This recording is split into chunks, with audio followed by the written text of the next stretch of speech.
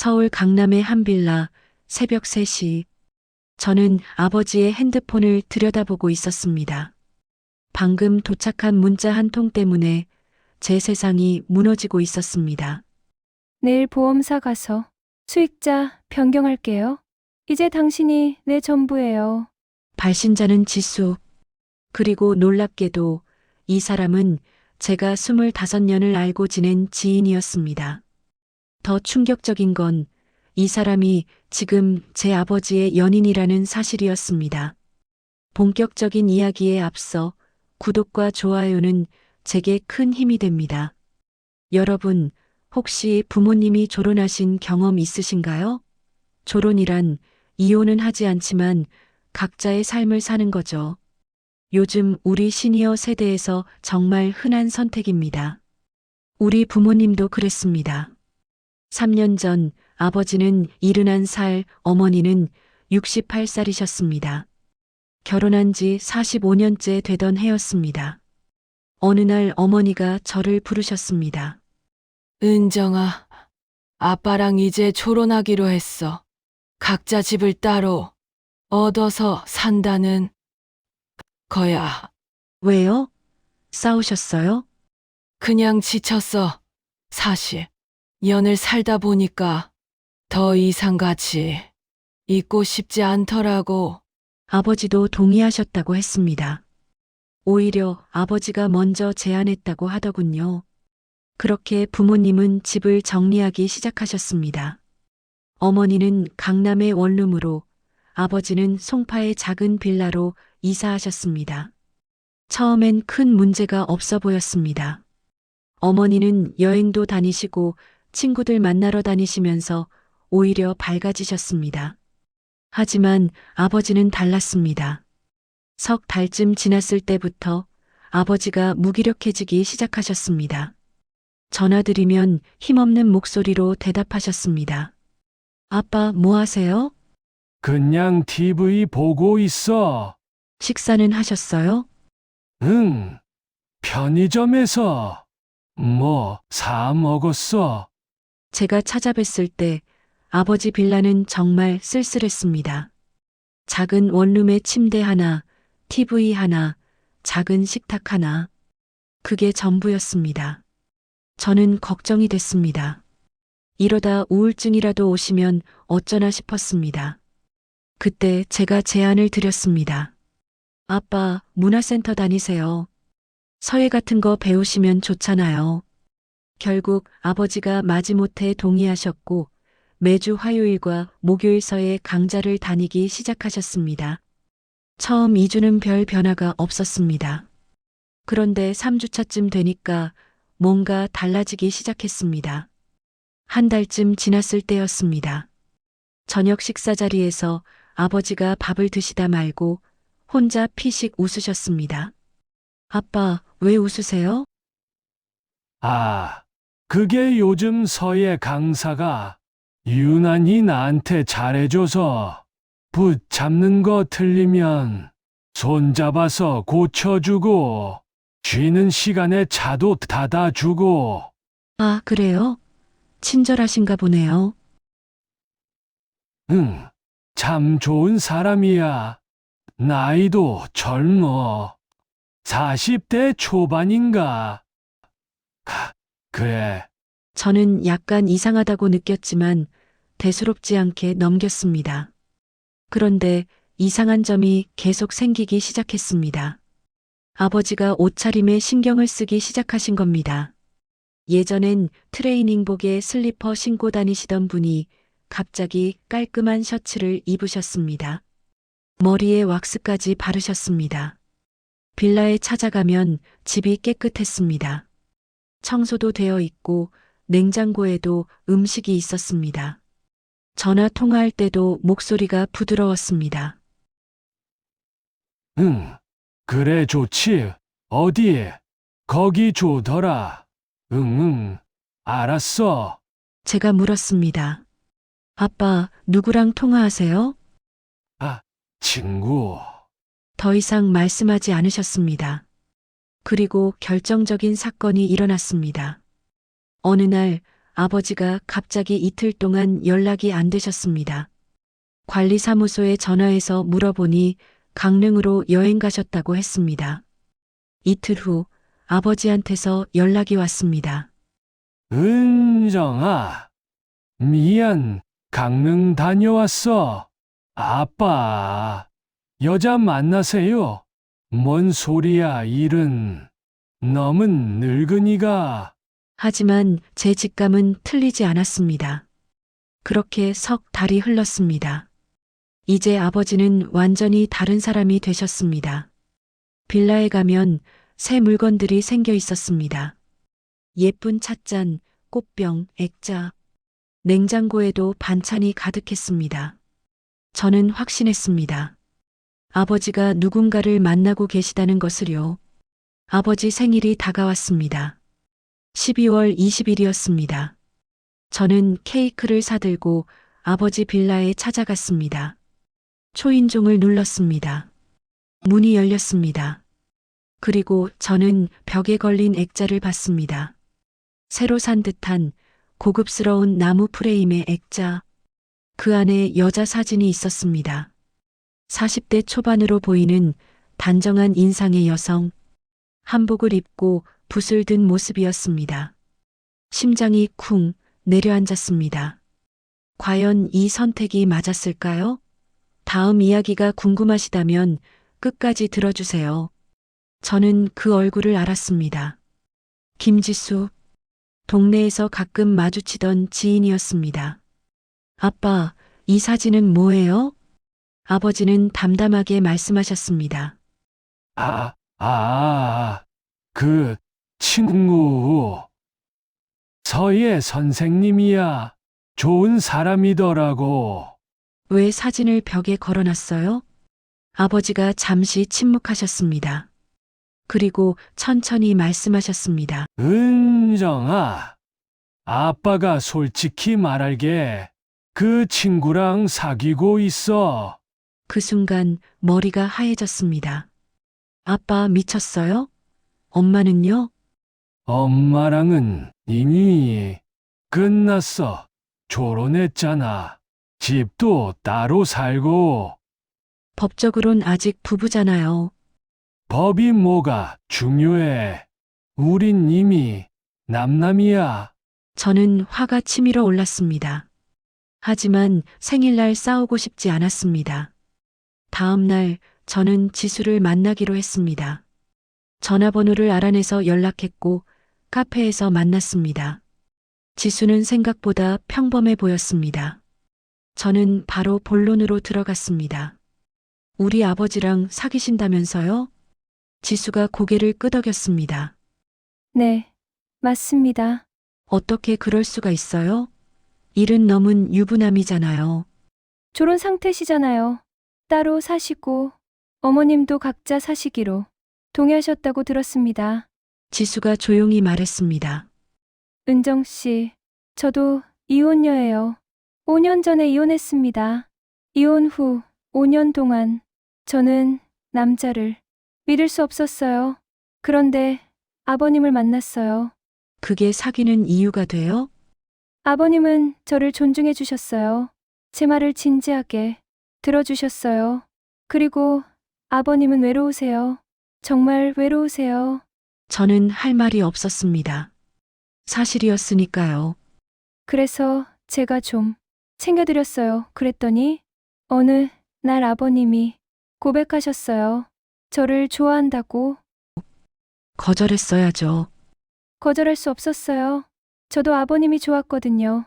지수가 저를 똑바로 쳐다봤습니다. 은정 씨, 사랑해. 나이가 중요한가요? 저한테 아버님은 그냥 좋은 사람이에요. 날 존중해주고 날 웃게 해주는 사람이에요.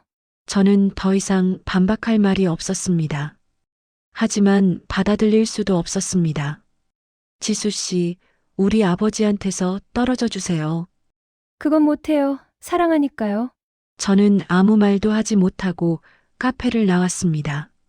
그날 밤 어머니한테 전화했습니다. 모든 걸 말씀드렸습니다. 어머니는 놀랍게도 화를 내지 않으셨습니다. 그래, 네 아빠도 사람인데 외로웠겠지. 우리 이미 끝났잖아. 네 아빠가 누구 만나든 상관없어. 엄마도 외로우세요? 당연하지. 나도 사람인데. 하지만 어쩌겠어. 네 아빠는 외로움을 못 견디는 사람이야. 나는 혼자 있는 게 편하고. 그렇게 시간이 흘렀습니다. 아버지는 계속 지수를 만나셨습니다.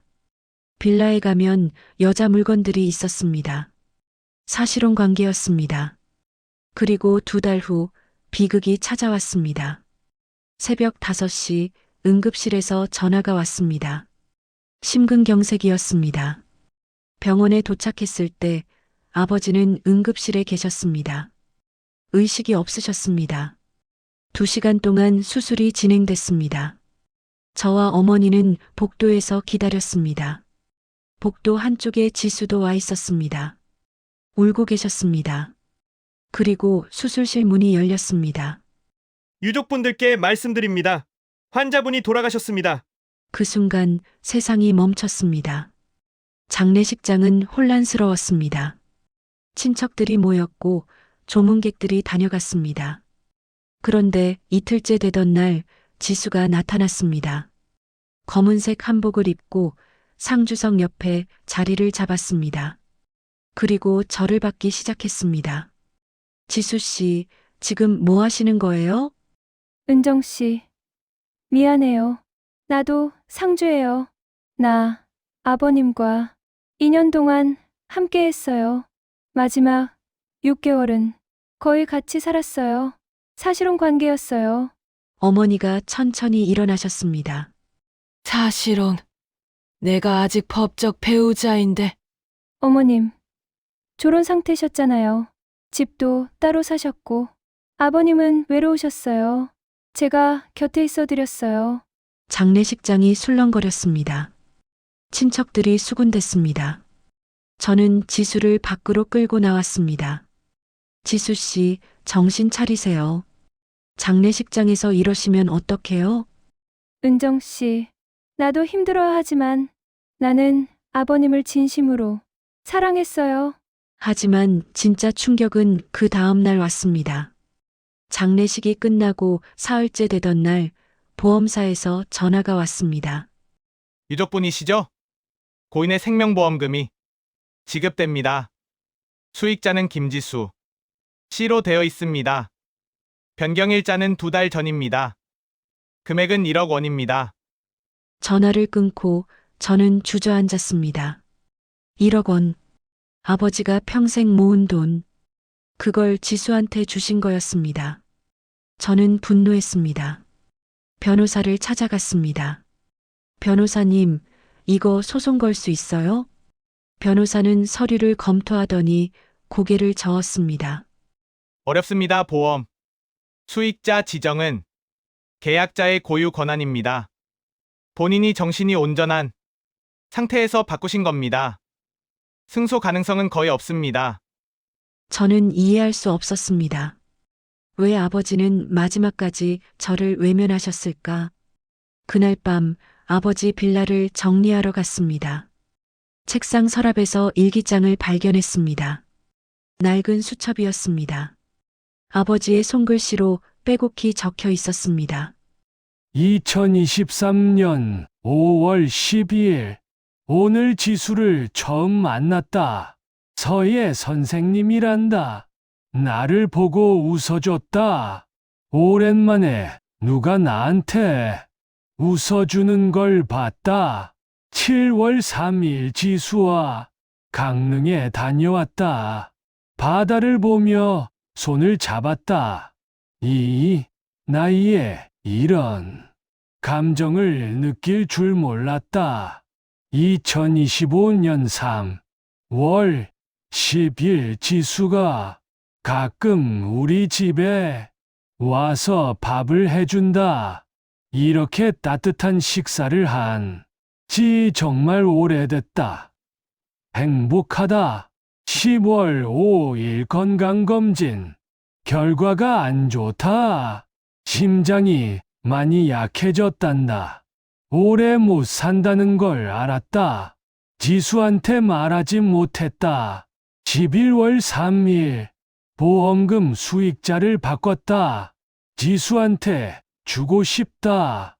마지막까지 날 남자 사람으로 대해준 건 지수뿐이었다. 은정이한테 미안하다. 12월 2일 은정이가 알면 화낼까 하지만 이해해 주길 바란다. 아빠도 사랑하고 싶었다.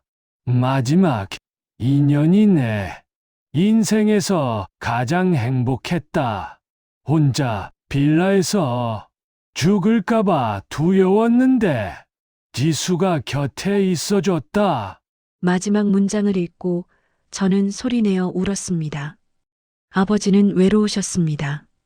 졸혼하고 혼자 빌라에서 사시면서 아무도 자신을 남자로 봐주지 않는 세상에서 살아가셨습니다. 그런 아버지에게 지수는 빛이었습니다. 사랑이었습니다. 생애의 마지막 희망이었습니다. 저는 그제야 이해했습니다. 아버지의 선택을요. 장례식이 끝난 후 한 달쯤 지나서 지수를 만났습니다.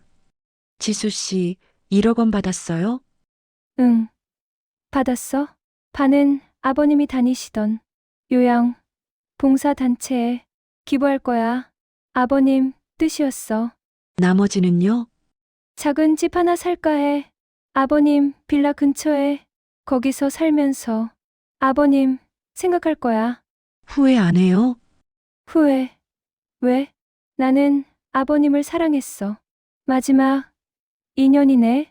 인생에서 가장 행복했어. 지수는 눈물을 흘렸습니다. 은정 씨, 미안해요. 내 아버지를 빼앗은 것 같아서. 아니에요. 아버지는 원래 혼자셨어요. 지수 씨가 아버지를 행복하게 해주신 거예요. 저는 진심으로 말했습니다. 지수는 며칠 후 아버지 빌라 근처에 작은 원룸을 얻었습니다. 가끔 저한테 연락이 옵니다. 아버지 기일에는 꼭 만납니다.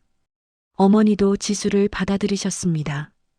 장례식 이후 한 번 만나셨는데 오랫동안 이야기를 나누셨다고 합니다. 저는 가끔 생각합니다. 지수가 아버지를 진심으로 사랑했을까요? 솔직히 모르겠습니다. 하지만 아버지는 행복하셨을 겁니다. 마지막 2년이요. 그리고 그게 중요한 거 아닐까요? 지금 이 방송을 듣고 계신 여러분께 말씀드리고 싶습니다. 부모님이 혼자 사시면 더 자주 찾아뵙세요. 외로워 보이시면 손 잡아드리세요. 왜냐하면 사람은 마지막까지 사랑받고 싶은 존재니까요. 혼자 사는 게 편하다고 하셔도 속마음은 다를 수 있습니다. 외로움을 숨기고 계실 수도 있습니다. 여러분의 생각은 어떠신가요? 댓글로 지혜를 나눠주세요. 구독과 좋아요도 부탁드립니다.